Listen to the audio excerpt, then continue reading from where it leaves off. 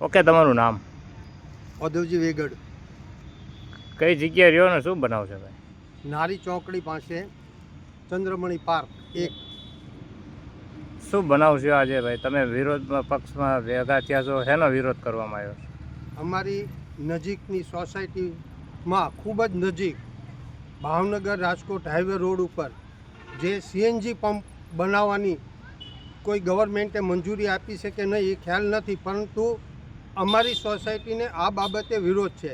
કારણ કે કોઈ સમયે કોઈ દુર્ઘટના બને તો મોટી જાનહાનિ થવાનો પ્રશ્ન છે.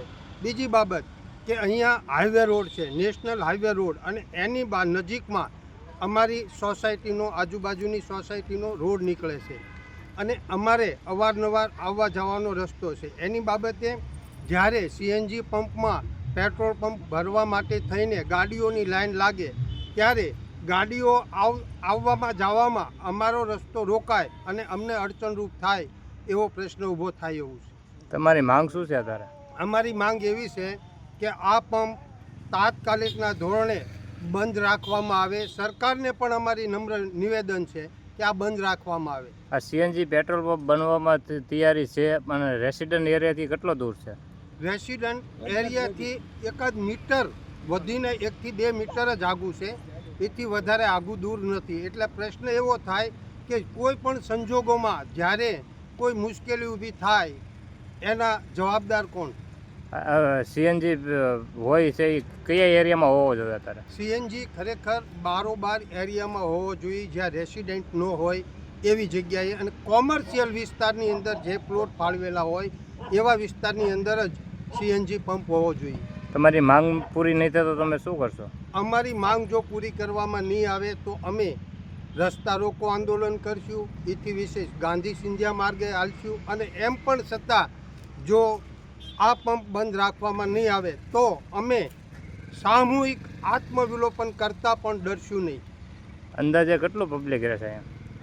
અંદાજે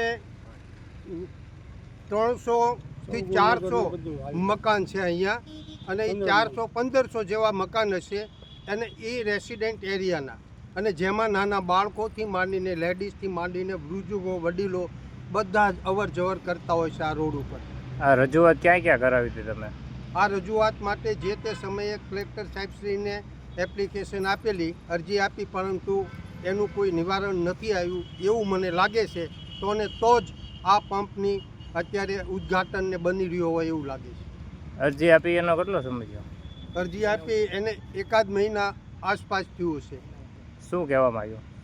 એમાં અમે એવી માંગણી કરી હતી કે અમારી સોસાયટીની ખૂબ જ નજીક આ પંપ સીએનજી બનતો હોય, જેથી લોકોને અમારી સોસાયટીને આજુબાજુની સોસાયટીને એક જ રસ્તો હોય, એટલે મુશ્કેલીઓ રસ્તાની પડે, અને કોઈ સમયે જ્યારે દુર્ઘટના બને તો આજુબાજુમાં ઘણીવાર આવી દુર્ઘટનાઓ દેશની અંદર અને ગુજરાતની અંદર બનેલી છે, એ બધા જ જાણો છો. ત્યારે આવી દુર્ઘટના બને તો એના જવાબદાર કોણ? એટલે કોઈ પણ સંજોગોમાં આ પંપ બંધ રહે એવી અમારી રજૂઆત છે. ઓકે.